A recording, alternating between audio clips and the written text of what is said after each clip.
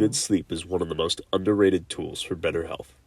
You can eat clean, train hard, and chase productivity all day long, but if your sleep is trash, your progress is going to stall. Benjamin Franklin once said, "Early to bed and early to rise makes a man healthy, wealthy, and wise." And he wasn't wrong. In today's world full of noise, deadlines, and screens in our faces until midnight, if not later, quality sleep has become a luxury. In this episode of the Better Health Podcast, we'll go through 5 practical changes that you can make tonight that will boost your energy, sharpen your focus, and improve your long-term health without adding more to your plate. So whether you're listening in the gym, on your lunch break, or winding down before bed, let's talk about how to make sleep work for you.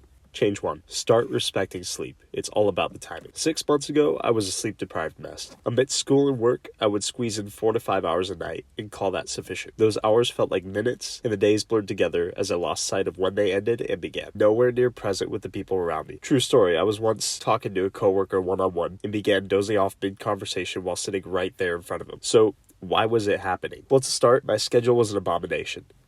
One night I would be staying out until the early hours of the morning and waking up somewhat later early hours of the morning for work. Other nights, I might not sleep at all. In both cases, I had no respect for sleep. Not only was I not appreciating the value of sleep, but I wasn't making the time for it to begin with. The difficult part about this change is that nobody has the time for more sleep. Time really is a finite resource, and we only get 24 hours of it each day. You can't make more time for sleeping out of thin air. The hard question to answer isn't what time you're going to sleep or what time you're going to wake up. Rather, it's this: what are you going to sacrifice to allow yourself to allocate more time for sleep? What things do you need to give up to our most valuable recovery resource? Is one more game worth stripping yourself of another 45 minutes of rest? Is another hour at the club going to bring enough fulfillment to justify losing that hour of sleep? If the answer to the questions like these for you is yes, then by all means continue the way you do things. I'm not here to tell you that what you do is wrong, because these hobbies and lifestyle choices may be a part of who you are. That being said, if you're looking to become more productive in your day life, it may mean losing a part of your nightlife. So, how do you start changing your priorities? It really begins with assessing them. Take the things that you do, maybe even write them down as a list. Next to that list, indicate whether it is something that contributes to your goals, it's neutral with your goals, or detracts from your goals. For example, my goal may be to wake up earlier. Hopping on a video game or doom scrolling on my phone past 11 p.m. isn't really going to assist with that, so I'll give it an X. Having an alarm to tell me when I need to get ready for bed, give it a check mark. Evaluate your habits before bed and figure out which ones stay and which need to go. Know what your sleep is worth and show it the respect it deserves with your time.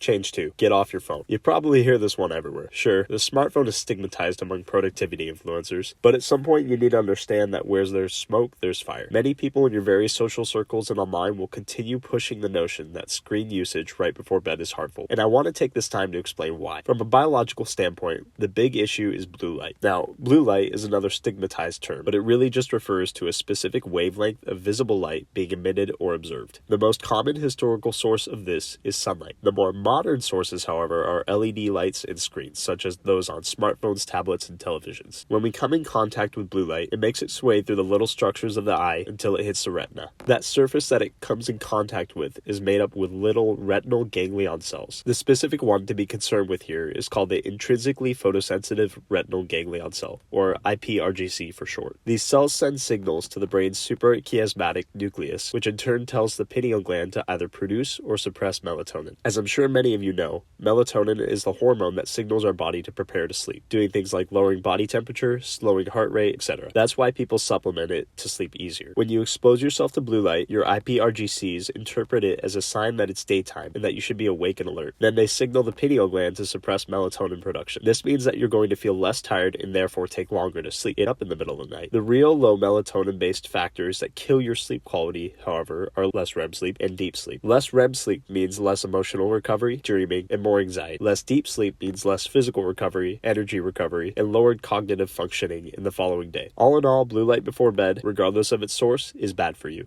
If eliminating screens altogether is too significant of change for you to start, then begin with using nighttime filters. They often lower or remove blue light from whatever you're looking at, thus allowing your body to more naturally produce melatonin as it should. As you use this filter, you're more likely to fall asleep sooner, which means less screen time naturally. This makes it an excellent step in the direction of eliminating your screen time before bed completely. Change 3. Make it a routine. Everybody knows what a bedtime routine is, whether it's brushing your teeth, saying a prayer, doing breathing exercises, or even just hopping underneath the sheets and counting sheep. Routines are what people do, and there's a good reason for it. Actually, there's 5 reasons I want to touch on. Reason number 1. Routines create brain signaling for sleep. Classical conditioning demonstrates that enough times forcing the presence of stimulus A, an otherwise arbitrary cue, and following it with stimulus B, which is your desired outcome, will lead to stimulus B coming naturally alongside stimulus A. If you always read a little bit right before going to sleep, then eventually you'll find yourself feeling drowsy as soon as you open the book. Whatever you do right before you want to sleep will begin to make you feel like going to sleep. Reason number 2 for making a routine is that it reinforces your circadian rhythm. Your natural day and night cycle should be exactly that, natural. Keeping a consistent time to go to bed allows your body to more naturally prepare itself for rest. As discussed earlier, turning off screens before getting ready for bed can help your body naturally descend into a restful state. Setting that regular bedtime will help you wake up at regular times as well, increasing your restfulness in addition to productivity. Reason number 3 for routines is that they reduce stress and mental noise. Things like disconnecting from your stresses through mindful reflection,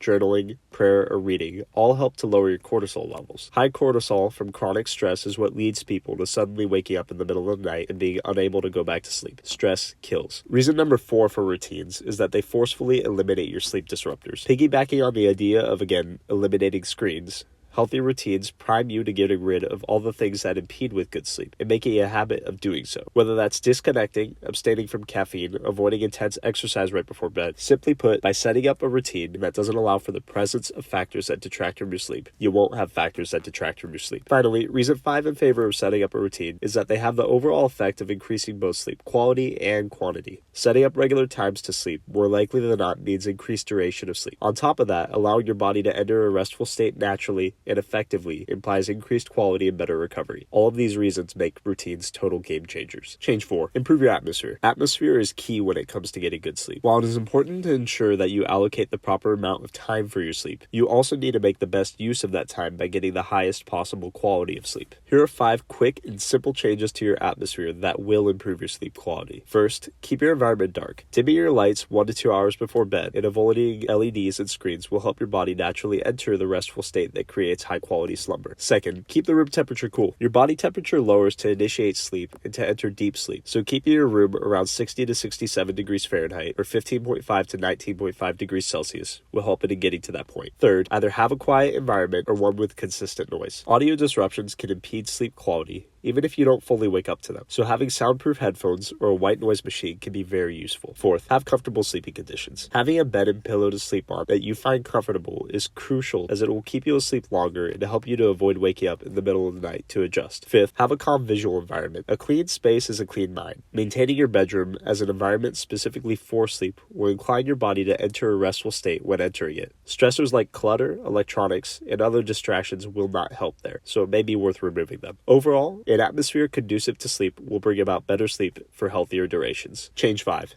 Pick a good position and stick with it. A common theme among the other 4 changes is consistency, and this change is no different. Finding a sleeping position that is both comfortable and best fits your needs is key in enhancing sleep for a more productive life. That being said, how do you know which position you should be taking? Now, there are 4 primary factors when assessing which sleeping position is best for you, and different positions offer different benefits with respect to these factors. The first factor is spinal alignment. It is key for pain exasperation and prevention. Maintaining the natural S-curve of the spine and keeping limbs in neutral positions allows your muscles to fully relax for as long as possible during sleep. Having poor alignment, on the other hand, or positioning, will lead your muscles to becoming active to protect bodily structures, implying stiffness and potential pain in the morning. On top of that, sleeping in decompression positions for your spine can greatly help for those who experience low back pain while lying flat on a surface. The second factor is how your position affects your breathing and airways. Certain positions can lead to organ compression, limiting the expanding capacity of your lungs, and others can lead to your tongue blocking some or most of your airways, also limiting the amount of air entering and leaving the body. This can lead to improper breathing during sleep, which at best causes snoring and at worst sleep apnea, where breathing ceases altogether. The third factor to consider for positioning is circulation and organ function. Optimal positioning can lead to better blood flow throughout the body and overall increases in organ functioning due to said blood flow. On the flip side, bad positioning can mean compressing organs, thus limiting their functionality, less efficient blood flow,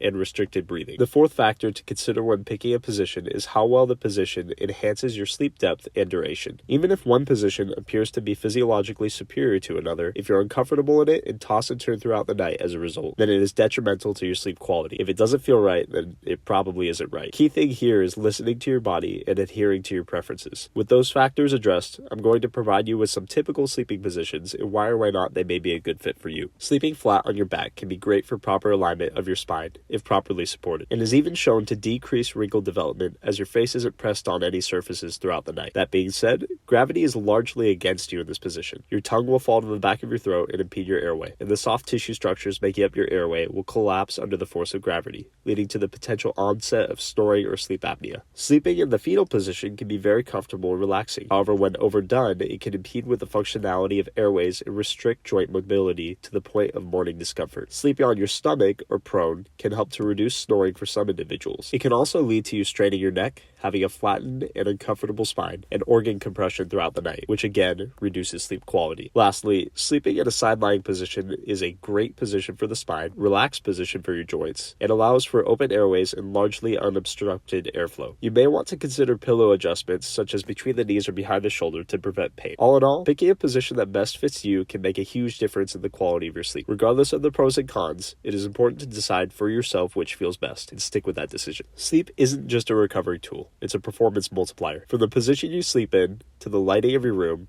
to what you do an hour before bed, every small choice stacks up. Respecting your sleep schedule, stepping away from screens, building a calm routine, and improving your sleep environment aren't just good ideas. They're game changers. You don't need to change everything overnight. Just pick one change and make it a part of your routine this week, because better sleep isn't about perfection, it's about progress. And when you sleep better, you live better. Thanks for tuning in to the Better Health Podcast. If this episode helped you, share it with someone who could use better rest too, and I'll see you next time.